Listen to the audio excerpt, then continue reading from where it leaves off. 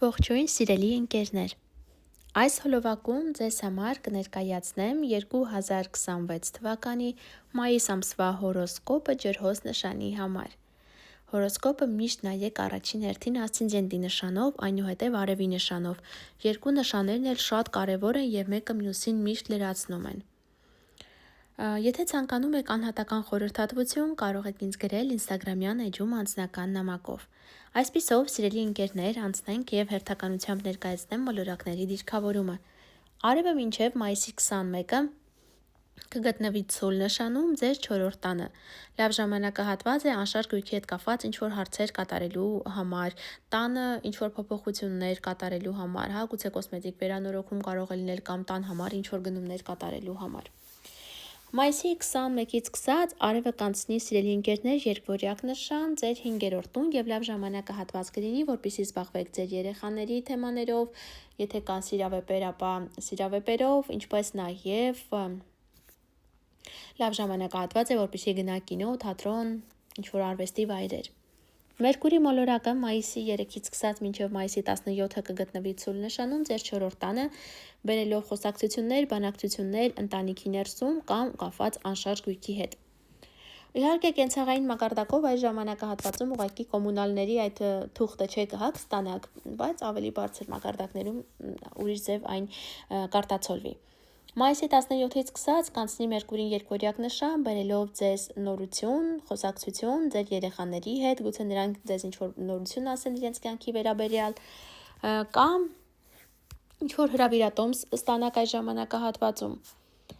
Վեներա մոլորակը մինչև մայիսի 19-ը կգտնվի երկվորյակ նշանում ձեր 5-րդ տանը։ Վեներան 5-րդ տանը կբերի ձեզ հաճելի ժամանց, եթե կա նոր հարաբերություններ հնարավոր է, ինչպես նաև եթե բիզնես եք ցանկանում բացել, այս ժամանակահատվածը բարենպաստ է ձեզ համար։ Ամսի 19-ից սկսած Վեներան կանցնի Խեցգետի նշան ձեր 6-րդ տուն և հնարավոր է ձեզ բերի նոր աշխատանք, որը ել ավելի լավն էր, քան նախորդը, կամ աշխատավայրում ինչ-որ հաճելի նվեր ստանաք, հնարավոր է աշխատավարձի բարձրացում լինի, կամ հավելավճար ստանաք, կամ ինչ-որ ձևով գումար կարողանաք աշխատել կամ ստանալ աշխատանքի վայրում։ Մարս մոլորակը մինչև մայիսի 19-ը կգտնվի Խոյ նշանում ձեր 3-րդ տանը, այստեղ զգույշ եղեք ձեր հեռախոսների, կապի, տրանսպորտի միջոցների, տեխնիկայի նկատմամբ, հնարավոր է կոտրվեն, ինչպես նաև եթե ճանապարհներ եք գնալու, եղեք ճանապարհին շատ զգույշ և միշտ ուշադիր եղեք, որպեսզի մեքենան սարքին լինի, հատկապես հնարավոր է խնդիրներ առաջանան մեքենայի շարժիչի հետ։ Մարս մոլորակը մայիսի 19-ից սկսած կանցնի ցուլ նշան ձեր 4-րդ տուն և հնարավոր է բերի ձեզ տարաձայնություն ընտանիքի անդամների հետ։ Յուպիտեր մոլորակը շարունակում է գտնվել Խեցգետի նշանում, այս ամսում 18-ից 23 աստիճան շարժվելով ձեր 6-րդ տանն է Յուպիտերը գտնվում և մինչև հունիսի վերջ այնտեղ է լինելու, իսկ դա ձեր 6-րդ տունը, դա առողջության թեման է, ընտանիք կենդանիների թեման է և աշխատանքի թեման է, հնարավոր է ձեզ բերել է Յուպիտեր այս ժամանակահատվածում ավելի շատ աշխատանք կամ գուցե առողջական խնդիրներ, իհարկե սա բոլորին չի վերաբերվում, բայց եթե տնտեսական քարտեզում կային բացասական դիրքավորումներ, այսինքն մի փոքր առողջական խնդիր եթե կար, Յուպիտերը հնարավոր է այդ մի փոքր խնդիրը ավելի մեծացներ, շատացներ, Յուպիտերը միշտ չի որ դրական ազդեցություն ունի, նաև բացասական դիրքավորումների դեպքում եւս ամեն ինչ կշատացնի, բայց բացասական առումով, այնպես որ այստեղ մի փոքր անհատական բնույթ ունի Յուպիտերի որոշումը, հատկապես եւ 6-րդ տանն է գտնվում։ Սև լուսինը շարունակում է գտնվել աղեղնավոր նշանում այս ամսում 14-ից 18 աստիճան շարժվելով, ձեր 11-րդ տանն է։ Սև լուսինը 11-րդ տանը հնարավոր է բերի բամբասանք, լսեք, որ բամբասում են ձեր մեջքի հետևում, ձեր հարևանները, ձեր գոլեգաները, մոտ մի թողեք ձեր մարդկանց, ձեզ մոտիկ մարդկանց մի թողեք, ձեր գաղտնիքները մի պատմեք, քանի որ սև լուսնի ազդեցության ներքո դրանք հնարավոր է ջրի երես դուրս գան։ Սատուրն մոլորակը շարունակում է գտնվել Խոյ նշանում, այս ամսում 9-ից 12 աստիճան շարժվելով ձեր 3-րդ տանն է գտնվում և հնարավոր է, եթե ինչ-որ դասընթացների պետք է գնաք, մի փոքր դժվարություններ բերի ձեզ Սատուրնը, բայց եթե կարողանաք պատվով հաղթահարել այդ դժվարությունները, ապա հետագայում կկարողանաք լավ աշխատանք ունենալ այս ձեր դասընթացներով։ Նորալուսնի և լիալուսնի հետ կապված նորալուսին կլինի մայիսի 16-ին, որը մի 2 օր առաջ, 2 շաբաթ հետո իր ազդեցությունը կունենա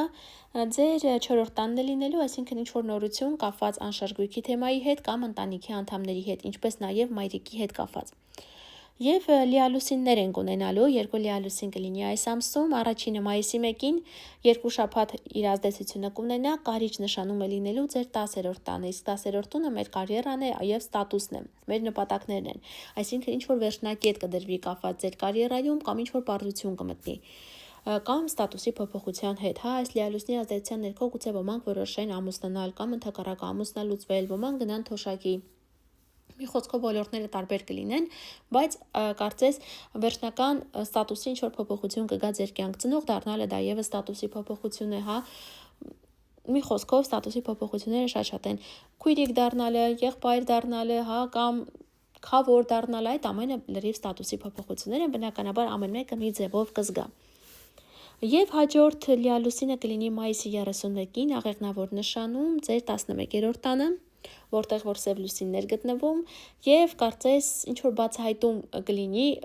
ձեր ընկերների, ընկերուհիների մասին։ Այժմ լարված օրերի մասին նշեմ, միշտ եթե ես մի օր եմ նշում, 2-3 օր առաջ հետո նկատի ունեցեք սիրելի ջրհոսներ։ Լարված օրեր կլինեն մայիսի 3-ը 4-ը։ Այս լարվածությունը սիրելի ընկերներ լինելու է խոյ եւ խեցգետի նշանում, այսինքն ձեր 3-րդ եւ 8-րդ տներին է վերաբերվելու, ներողություն եւ 6-րդ տներին է վերաբերելու, այսինքն կապված է լինելու առողջության թեմայի հետ եւ ճանապարհների թեմայի հետ, շատ զգույշ եղեք։ Հաջորդ լարված օրերը կլինեն մայիսի 7-ին, մայիսի 21-ին, այս օրերին զերծ մնացեք հարաբերություններ պարզելուց եւ ֆինանսական գործարքներ կնքելուց, եւ հաջորդ լարված օրը կլինի մայիսի 26-ը, Մարսը եւ Պլուտոնն են կազմելու 90 աստիճանի անկյուն, հատկապես որ Պլուտոնը գտնվում է հենց ձեր առաջին տանը, ջրհոս նշանում, շատ զգույշ եղեք սիրելի ընկերներ եւ ձգտեք մարդաշատ վայրեր չգնալ։ Այսքանը կապված մայիս ամսվա հետ, բաժանորդագրվեք, որ բաց չթողնեք գալիք ամիսների կանխատեսումները, շուտով կհանդիպենք, ցտեսություն։